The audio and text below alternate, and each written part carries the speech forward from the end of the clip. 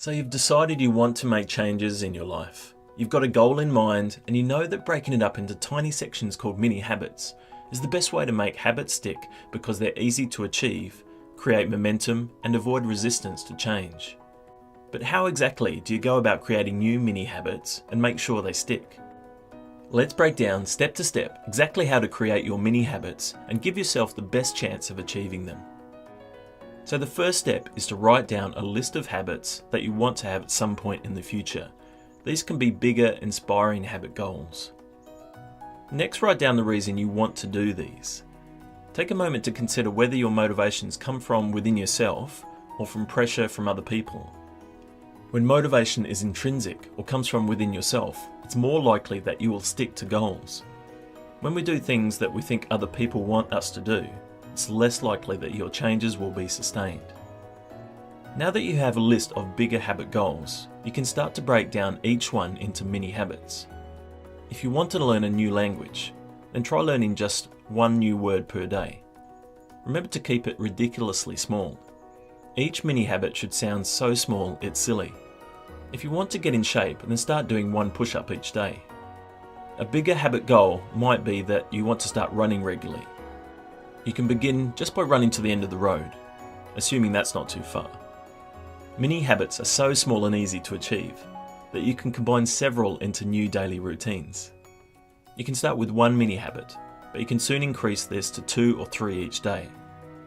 Once you have a written list of mini habits for each bigger habit goal, write down a list of habit cues.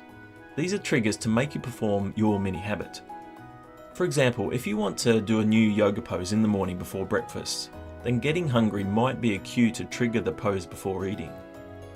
If you want to start a regular meditation practice, you might use brushing your teeth as a trigger because it's, hopefully, a regular established habit that you can work from. And if you don't brush your teeth, you should probably start there. Another trigger might be your alarm clock waking you up in the morning, triggering you to drink a large glass of water as soon as you wake up. Once you've created your goals, mini habits, and considered your triggers, you need a way to monitor your new habits. The act of physically writing things down was suggested in a 2013 study to make things stick in the mind better. You can write them down on paper, calendar, or use a habit tracking app. Make sure it's something that you see regularly so you can repeatedly be reminded to achieve your goals. One of the main benefits of mini habits is that they're easy to achieve. So easy that you'll probably find yourself exceeding your mini habit goals. This is great, and be sure to reward yourself when you do this, but try not to make this new achievement your new baseline. See it as a bonus and maintain your mini habits at the previous level. Jumping ahead too fast can cause habits to fail. It's okay for your small habit accomplishments to feel too easy and a bit boring. This is part of how it's successful. While it's important to achieve the goal, part of what you're doing is developing daily habit routines that will serve you well far into the future. So there you have it.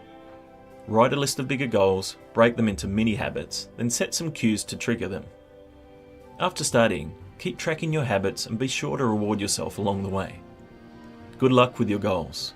Leave a comment about what your new habit is. Hit the subscribe button and the bell notification to find out when we release new videos.